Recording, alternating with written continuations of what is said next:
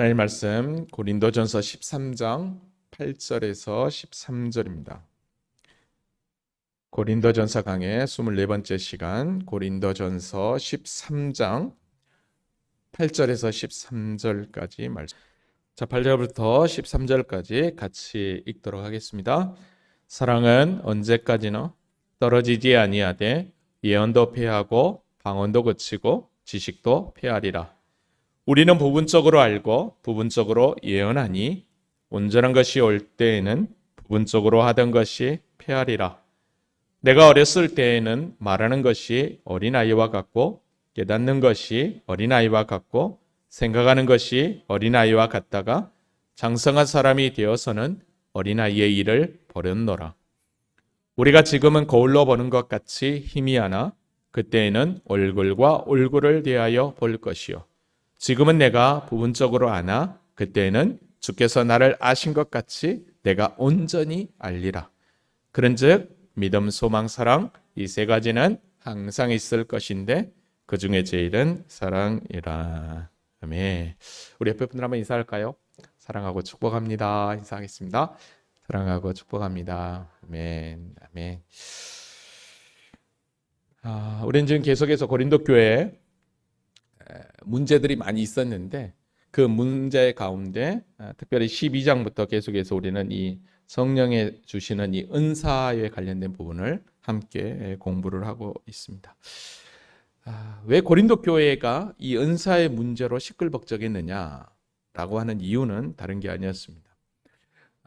사도 바울이 개척한 이 고린도 교회는 다른 어떤 교회들보다 우리 주님께서 성령의 은사들을 고린도 교회 성도들에게 풍성하게 주었습니다.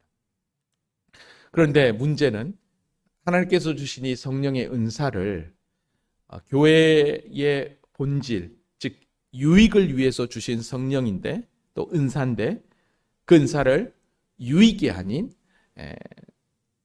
은사의 목적을 잃어버리고 교회의 본질을 잃어버리고 자기의 덕을 세우고 눈에 보여지는 외형적인 은사만 최고로 알고 그리고 그런 은사가 없는 자들은 그냥 업신여겨버리는 그러다 보니까 고린도 교회 내 분열과 혼란이 가중되었던 것을 보게 됩니다.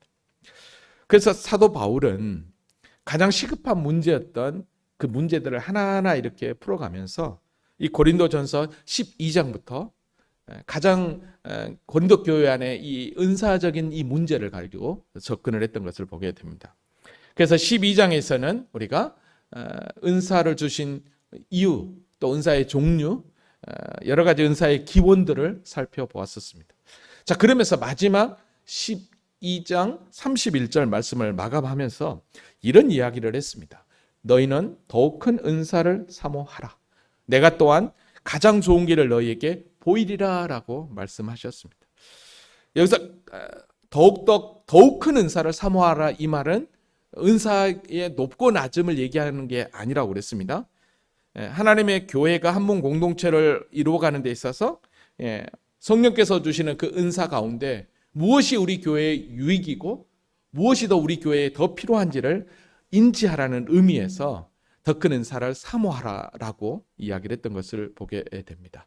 자, 그러면서 우리가 잘 아는 대로 이제 그 더 큰 은사를 사모하라 하면서 내가 또한 가장 좋은 길을 너희에게 보이겠다라고 하면서 시작한 게 바로 고린도전서 우리가 잘 알고 있는 13장 사랑장이었습니다.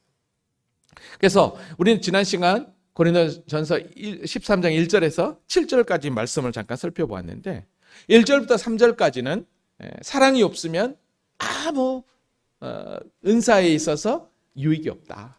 아무 유익이 없다라는 것을 증명했었고 그리고 이제 4절부터 7절까지는 그 은사를 사용하는 데 있어서 진짜 그 사랑이 가지고 있는 그 속성, 가장 기본이 돼야 될 밑바탕에 깔려야 될 그 사랑이 무엇인지를 우리가 7절까지 확인했었습니다. 그리고 이제 오늘은 이 사랑, 하나님이 우리에게 주신 그 성령의 은사를 행하는 데 있어서 진짜 하나님이 우리에게 허락하신 그 아가페의 사랑, 그 사랑이 얼마나 영원하고 얼마나 크고 위대한 것인지 우리가 왜 우리 주님께서 오늘 고린도전서 13장 마지막 절에서 믿음, 소망, 사랑, 그 중에 제일은 사랑이라 라고 하셨는지 그 이유를 오늘 본문을 통해서 한번 살펴보기를 원합니다. 그러면 지난 시간 잠깐 공부했던 말씀을 1절부터 7절까지 말씀을 잠깐만 살펴보고 오늘 본문을 한번 들어가 보도록 하겠습니다. 사람의 방언, 이거는 영적으로 하나님과의 나도 모르는 언어죠. 하늘의 언어라고도 할 수 있는 거였죠. 그 방언, 그리고 천사의 말, 가히 표현할 수 없는 말이죠. 그런 하늘의 언어, 가히 표현할 수 없는 천사의 말을 할지라도 사랑이 밑바탕 되지 않으면 소리나는 구리, 울리는 꽹과리, 즉 꽝이라고 그랬어요. 아무런 의미가 없다고 그랬습니다. 뿐만 아니라 예언하는 능력이 있고 모든 비밀, 모든 지식을 알고, 무슨 얘기냐면 성경에 대해서 아주 능통하고 말씀을 온전히 깨닫는 그런 자라 할지라도, 또 산을 옮길 만한 멋진 믿음이 있다 할지라도 사랑이 없는 이 은사는 아무 무의미한 꽝이라고 그랬습니다. 또 뿐만 아니라 내게 있는 모든 것으로 구제하고 내 몸을 불사르게 내어줄지라도 사랑이 밑바닥 내지 않으면 이것도 꽝이라고 그랬습니다. 그러니까 모든 은사의 가장 핵심, 가장 기본은 무엇입니까? 하나님의 사랑, 십자가의 사랑이 기본이 되어야 됩니다. 그러니까 우리가 하나님의 교회를 섬기며 나아갈 때 마치 선글라스를 끼면 그 선글라스를 투영되어서 그 세상이 다 그렇게 보이는 것처럼 바로 십자가의 사랑을 투영하여서 우리가 신앙생활할 때, 하나님의 교회를 섬기며 나아갈 때 그게 하나님이 인정하시는, 칭찬받을 그런 삶이라는 거죠. 믿음이라는 거죠. 그렇지만 그게 전혀 되지 않는, 사랑이 근거되지 않는 그 어떤 것들은 다 아무 소리나는 구리에 울리는 꽹과리밖에 되지 않는다라고 그랬습니다. 자, 그러면서 정말 하나님이 기뻐하는 이 은사를 행하는 데 있어서 진짜 그 사랑은 어떤 게 바탕이 돼야 되느냐, 그 사랑의 속성은 뭐였느냐? 15가지였습니다. 첫 번째는 오래 참는 거였어요. 인내하는 거였습니다. 두 번째는 온유하는 거였고, 시기하지 아니하는 거였고, 사랑하지 아니하는 거였고, 교만하지 않는 거였습니다. 무례히 행하지 아니하고 자기의 유익을 구하지 아니하고 성내지 아니하며 악한 것을 생각하지 아니하며 불의를 기뻐하지 아니하고 진리와 함께 기뻐하고 모든 것을 참으며 모든 것을 믿으며 모든 것을 바라며 모든 것을 견디는 게 진짜 사랑이었습니다. 진짜 사랑의 이 속성을 바로 알았다고 한다면 고린도 교회 안에 문제가 생겼을까요? 1장부터 시작되는 분쟁의 문제 생겼을까요? 우상 제물을 먹는 문제 생겼을 거라는 거예요. 서로 믿음이 강한 자와 믿음이 약한 자들이 서로 옥신각신거리는, 특별히 이 은사에 관련된 이 부분에서도 똑같았을 것입니다.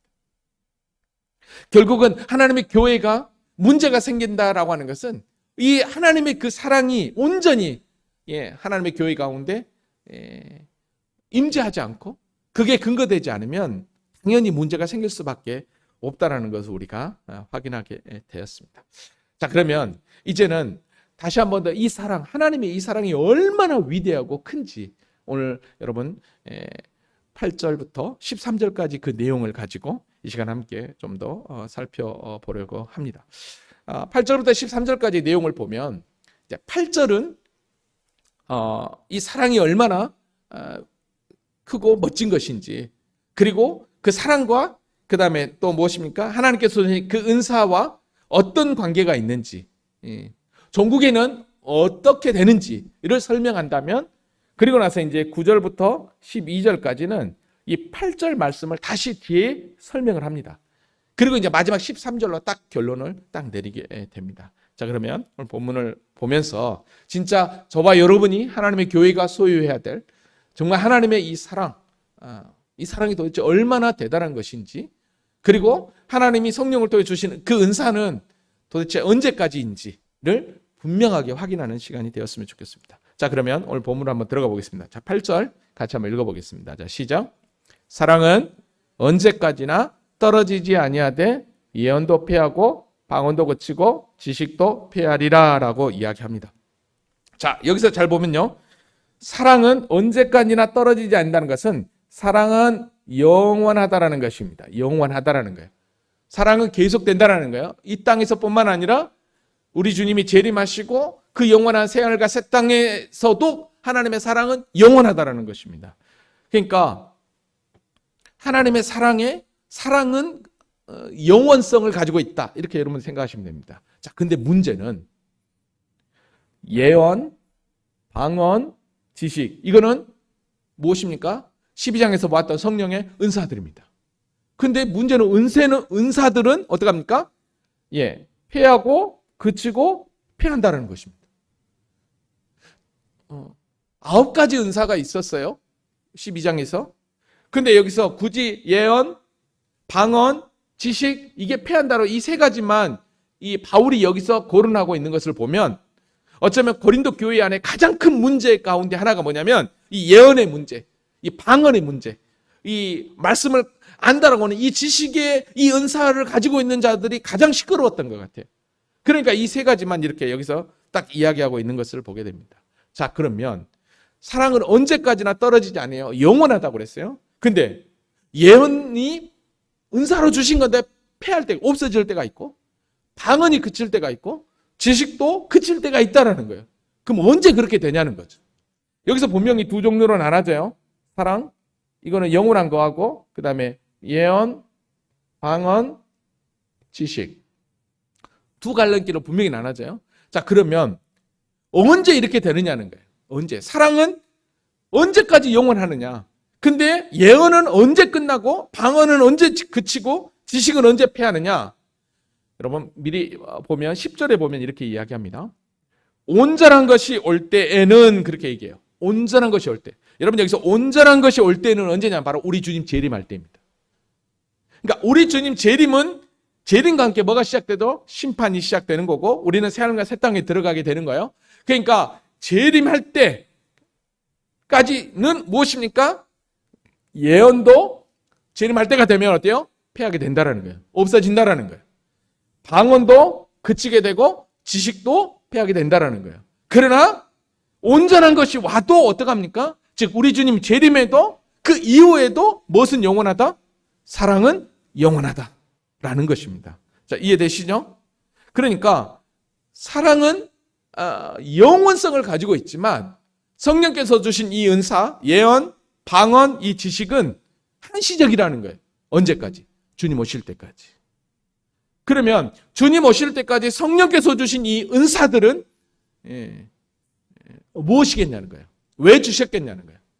그러니까 하나님의 교회의 유익을 위해서 세워가며 우리의 믿음을 온전케 하기 위한 하나님의 사람으로 거룩한 순결한 신부로서 우리가 준비되어야 될 그 자리까지 주님 오실 때까지 우리에게 각자에게 은사를 주시는 거죠. 근데 우리 주님이 딱 오면 어떡합니까? 이 은사들은 거기서 끝, 소멸된다라는 거예요. 왜 그럴까요? 왜 소멸될까요? 왜 예언, 방언, 지식 이런 게 소멸될까요? 이런 것들은 다 예언이라든지 이거는 하나님 말씀이거든요. 지식도 하나님 말씀이에요. 방언도 하늘의 언어라고 하지만 그러나 이 말씀이라든지 이런 것들은 우리의 유익이고 우리의 믿음을 세우는 거였거든요. 근데 주님 오시면 우리가 온전하게 되면 더 이상 무엇입니까? 이게 필요 없는 거죠. 왜? 주님 나라에 가서는 이제 온전한 주님과 동일한 육체와 영혼을 가지고 우리가 주님과 함께 살고 있기 때문인 거죠. 그래서 이 땅에 살아가는 데 있어서 주님 오실 때까지 우리가 믿음 가운데 흔들리지 않고 그리스도인으로서 정말로 살아가야 될, 그러면서 사명을 붙잡고 우리가 온전히 하나님의 교회를 섬기며 나아가도록 하기 위해서 하나님은 무엇입니까? 은사를 허락해 주셨다는 거예요. 그러면 잘 보십시오. 뭘 정말로 붙잡고 우리가 믿음 가운데 나아가야 되겠냐는 거예요. 없어질 것을 붙잡아야 되겠냐는 거예요. 영원한 것을 붙잡아야 되겠냐는 거죠.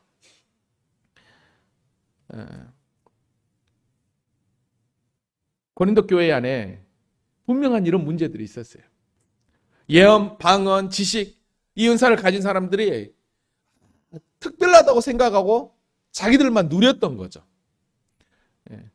그러면서 정말로 진짜 필요한 것을 잃어버렸던 거예요. 자, 그러면 이 8절을 이제 9절부터 12절까지를 다시 또 설명합니다. 자, 방금 이야기한 거를 다시 한 번 더 재설명해요. 자, 다시 한번 가봅시다. 자, 9절 봐볼게요. 우리는 부분적으로 알고 부분적으로 예언하니 그랬어요. 알고 예언한다고 그랬어요. 자, 이게 무슨 얘기냐면 여러분, 하나님의 이 오묘하신 놀라운 그 섭리, 단 한 가지만 한번 봐볼까요? 하나님이 우주를 섭리하는, 이끌어가는 데 있어서 여러분, 우리가 온전히 그 하나님을 다 알 수 있습니까? 여러분, 우리 인간의 육체도 어떡하죠? 지금은 이제 뭐 MRI나 뭐 CT 이런 걸 통해서 우리 육체가 이 안에 이렇게 생기는 거 알지? 그거 있기 전까지는 우리 몸이 어떻게 생기는지도 몰라.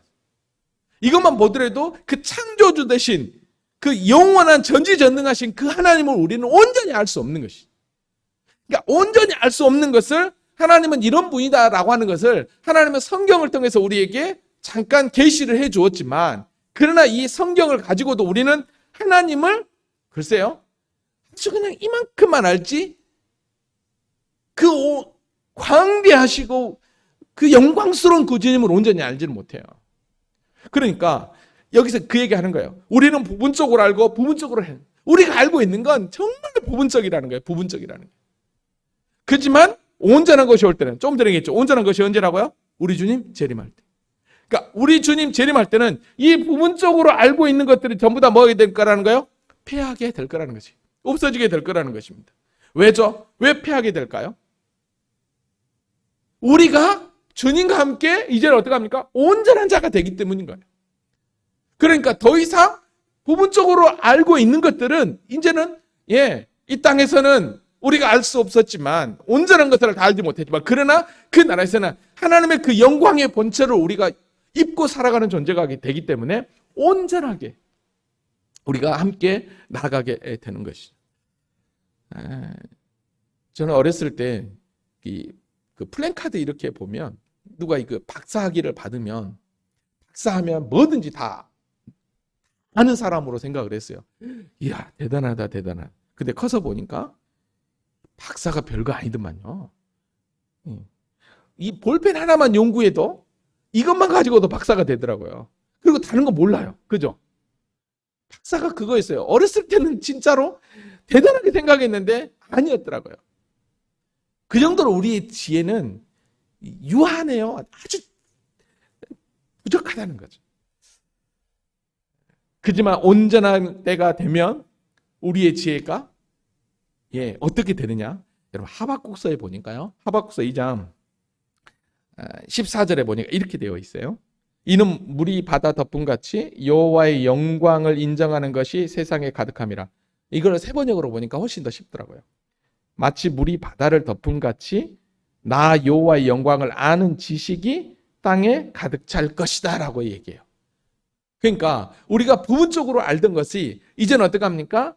온전할 때, 주님이 재림과 함께 우리가 주님의 그 신령한 동일한 몸을 입고 우리가 새하늘과 새 땅에 들어가게 될 때는 우리도 온전하게 돼요. 이제는 다 알게 되는 거예요. 어떻게 합니까? 하나님이 어떤 분이신지를 분명히 다 깨닫게 된다라는 것입니다. 자, 그러니까 은사는 다른 게 아니에요. 주님 오실 때까지 우리가 믿음을 지키며 하나님의 교회의 유익을 위해서 각자에게 허락하신, 어떻게 보면 선물이지, 이걸 가지고 내가 뭘 자랑하고 이걸 가지고 끝까지 내가 붙잡고 있어야, 이걸 가지고 내가 끝까지, 물론 끝까지 붙잡고 주님 오실 때까지 가야 되겠죠. 그러나 이게 결코 자랑할 게 아니라는 거예요. 우리가 정말로 붙잡아야 될 건 뭐냐? 바로 사랑이라는 거예요. 여러분, 그래서 이거 얘기하고 있는 거예요. 11절에 이렇게 얘기하는 거예요. 내가 어렸을 때는 말하는 것이 어린아이와 같고 깨닫는 것이 어린아이 같고 생각하는 것이 어린아이가 같다가. 자, 그렇죠. 어린아이 때하고 그 다음에 장성한 사람이 되어서는 어린아이의 일을 벌였느라. 당연하죠. 우리가 어른이 되면 여전히 어린아이의 행동을 하면 어떻게 됩니까? 이거는 말이 안 되죠. 말이 안 되는 거예요. 그러니까 우리가 이 땅에 주님 오실 때까지는 어떻게 합니까? 다 부분적으로 알던 것이 마치 어린아이처럼 그렇게 알고 있지만, 그러나 우리가 온전하게 될 때는 모든 것을 다 깨닫게 되고 다 버리게 되는 거예요. 다 버리게 되는 거예요. 어린아이의 모습은 어떤 모습입니까? 부모님 아니면 아무것도 할 수 없는 존재죠. 미성숙한 거죠. 그래서 내가 원하는 것만 그냥 내 것 하는 게 어린아이의 모습이죠. 근데 그게 어른이 되면 어떡합니까? 이제는 내 생각보다는 타인을 더 생각하게 되고 타인의 생각을 이해하게 되고 또 존중하게 되고 말이죠. 그렇죠. 어린아이의 생각만 계속 가지고 있으면 어떡합니까? 어른이 돼가지고도 그렇다 보면 그 사람을 과연 진짜 성인으로 받아주겠다는 거예요. 완전히 그냥 어린아이처럼 취급할 수밖에 없는 것이죠.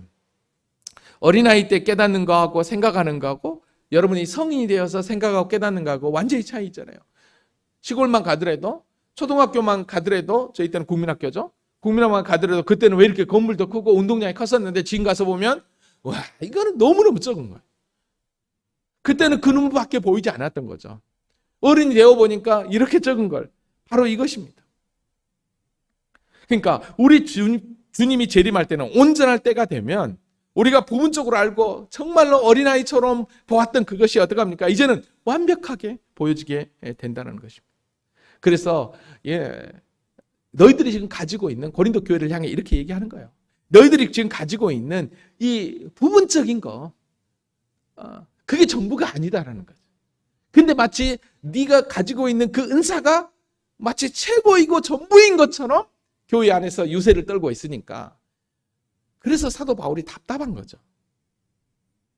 그래서 이 얘기하고 있는 거예요. 지금 12절 우리가 지금은 거울로 보는 것 같이 희미하나 지금 우리가 보는 거울은 100% 그대로 투영하죠. 그렇지만 이 고대에는요 구리를 이렇게 잘 닦아서 우리가 물두멍 생각하면 되겠죠. 그걸 거울로 삼았어요. 그러니까 우리처럼 이렇게 깨끗하지 않고 희미하게 그냥 얼굴을 비치는 거예요. 그 정도였어요. 그러니까 지금은 거울로 보는 것 같이 희미하나 우리가 지금 여기 고린도 교회 성도들이 아직까지는 희미하게 보이지만 그러나 그때에는 주님 재림 때는 얼굴과 얼굴을 대하여 볼 것이요. 지금은 내가 부분적으로 하나 그때는 주께서 나를 아신 것 같이 내가 온전히 하리라. 그때는 그렇게 그러니까 저와 여러분의 존재가요. 그때가 되면 주님의 재림과 동시에 우리가 새하늘과 새 땅에 들어가서는 모두 다 온전한 모습으로 다 신령한 몸을 이끌고 가게 되는 거예요. 그렇지만 여러분 보십시오. 그때 가서 온전히 알 때 그러나 이 땅에서 우리가 주님의 그 온전함을 닮아가면서 나아갈 때 어떡하겠습니까? 거기서 오는 그 더 큰 감동, 그 은혜 말이죠. 갑자기 이런 생각이 나네요. 문화 충격. 여기서 정말로 그리스도를 담는 그 온전함을 그래도 아무튼 열심을 다해 수고하고 애써서 그걸 이렇게 얻어가지고 새하늘과 새 땅에 가서 우리가 정말 온전하게 됐을 때 충격 안 받도록. 여기서 그렇지 못한 분들은 어떡합니까? 거기 가서 충격받을 수 있을 거 아니에요. 시골에서만 살다가 서울 가면 어떡합니까? 문화 충격 받잖아요. 그죠? 뭐 눈이 돌아간 거잖아요. 신앙생활도 그런 모습이 아닐까. 여기서 정말로 온전한 모습으로 우리가 주님 앞에 바로 선다면 여러분 그 새하늘과 새 땅에 갔을 때 충격 안 받도록. 아 이게 이렇게 되는구나. 아 그거 기뻐할 수 있도록. 그러나 그 삶을 못 살면 거기 가서 아마 충격받을지 몰라요. 우리 모두 충격받지 맙시다. 아멘 안 하셔도 됩니다. 뭐 어쩔 수 없죠. 아멘 하셔야 돼요. 정말이에요. 그때는 주께서 나를 아신 것 같이 내가 온전히 알리라. 그때는 내가 다 알게 되는 거예요. 내가 어떤 사랑을 받고 어떤 은혜를 받아서 내가 여기까지 왔는지. 여러분 그러니까요. 우리는 늘 불완전한 삶을 살고 있는 거예요. 사실. 이 불완전한 삶을 살고 있는 그 자리에서 우리가 하나님의 은혜를 사모하면서 나아갈 때 성령께서 우리 가운데 깊게 개입하셔서 왜 나를 구속해 주셨고 왜 나 같은 죄인을 들어서 사용하셨는지를 저와 여러분에게 깨닫게 해 주실 줄로 믿습니다. 그러면서 이제 딱 정리를 합니다. 뭐라고 얘기하냐면 잘 보십시오.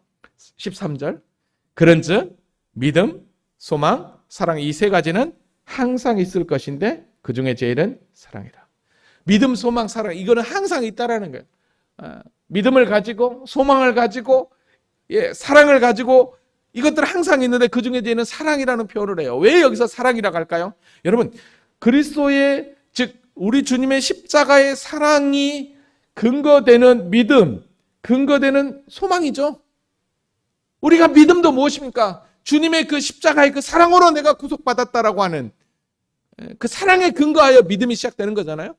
그 다음에 소망도 다시 오실 주님을 소망하는 것도 동일하게 그 사랑에 근거하여 가고 있는 거죠.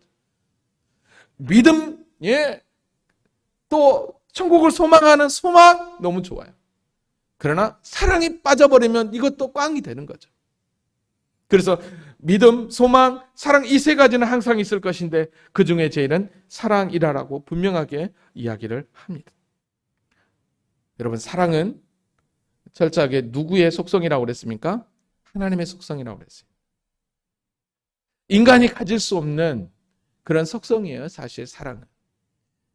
근데 하나님이 우리에게 찾아오셔서 당신이 부어주신 그 사랑으로 저와 여러분이 이제는 주님의 사랑을 품게 되었다는 거죠. 요한일서 4장 7절에서 8절에 사랑하는 자들아 우리가 서로 사랑하자. 사랑은 하나님께 속한 것이니 사랑하는 자마다 하나님으로부터 나서 하나님을 알고 그랬어요. 사랑하는 자마다 하나님으로부터 났다라고 그래요. 그러니까 고린도 교회 안에 정말로 은사가 있는 자들이 자기가 은사가 높다고 막 자랑하고 떠벌리고 하는 거는 무엇입니까? 마치 하나님께서 난 걸 모르고 자기가 마치 능력이 있어서 자기가 뭔가 대단해서 얻은 것처럼 생각하는데 아니었다는 거죠. 하나님으로부터 나서 하나님을 알고 사랑하지 아니하는 자는 하나님을 알지 못하나니 이는 하나님은 사랑이심이라. 여러분, 하나님의 그 사랑이 저와 여러분에게 부은 바 되었다니 이게 얼마나 큰 축복입니까? 자, 그러면 여기서 또 이렇게 생각할 수 있겠죠? 우리는 하나님 나라 구원받은 백성입니다. 그죠? 하나님 나라 백성이에요. 하나님 나라 백성이에요. 그러면 하나님 나라 백성은 그 백성의 삶이 어떤 삶인지를 우리 주님은 분명히 가르쳐 주겠죠. 우리 대한민국은 헌법을 중심으로 우리가 살아가야 돼요. 하나님 나라 백성은 하나님 나라 백성다운 삶을 살아야 되는 거죠. 그렇다고 한다면 그 삶이 뭐겠냐는 거예요. 바로 하나님이 가지고 있는 사랑인 거죠. 이 사랑만이 모든 것을 다 덮고 모든 것을 다 커버할 수 있을 거라고 생각을 합니다. 그래서 사도 바울은요, 로마서 8장 37절에 이렇게 얘기했습니다. 그러나 이 모든 일에 우리를 사랑하시는 이로 말미암아 우리가 넉넉히 이기느니라. 하나님의 그 사랑이 우리 가운데 부어질 때 우리는 언제든지 이 사랑으로 넉넉히 이김이 있다라는 것입니다. 왜 그런지 아십니까? 십자가의 사랑, 주님의 그 사랑을 온전히 소유하고 있으면 내 삶 가운데 어떤 상황과 환경이 찾아와도 그 사랑으로 위로받을 수 있고 샘을 얻을 수 있습니다. 다른 성도가 아파하고 힘들어할 때 십자가에 내가 받은 그 사랑을 가지고 있다면 그 사람을 위로하고 권면하고 품어줄 수 있습니다. 그 사랑을 뭐든지 다 대입할 수 있습니다. 그래서 정말로 복음을 알고 주님의 그 십자가의 그 사랑을 온전히 간직하고 우리가 나아가면 어떤 위기 앞에서도 요동하지 않고 흔들릴 자신이 있는 것입니다. 그래서 사랑이 제일이다라고 이야기합니다. 말씀을 정리합니다. 오늘 고린도 교회는요, 정말로 은사 문제로 시끌벅적한 거, 물론 그 전에도 시끌벅적했지만 더더욱 진짜 하나님이 최고로 당신의 그 속성으로 우리에게 허락하신 그 사랑을 놓쳐버리고 있었던 것이죠. 사랑을 놓쳐버리니까 자기밖에 남지 않습니다. 그래서 자신을 드러내는 것이죠. 수영을 제가 잘 못하지만 그 수영을 할 때 얘들을 수영을 가르칠 때 가장 먼저 이렇게 수영을 가르치는 과정 가운데 하나가 이게 그 생존 수영이라고 하더라고요.